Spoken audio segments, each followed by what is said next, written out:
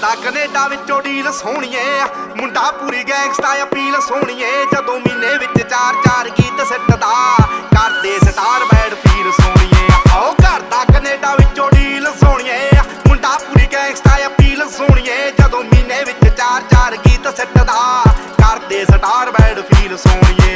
ਜੋ copy cat ਬਣੇ ਗੀਤਕਾਰ ਸਾਲੇ ਨੇ, ਪਾੜ ਸਿੱਟਣੇ ਆ ਮੂਸੇ ਵਾਲੇ ਨੇ। ਰੱਖਦੇ ਸੀ ਨੀ ਤਾਂ ਐਵੇਂ ਗਾਰ ਦੀਆਂ।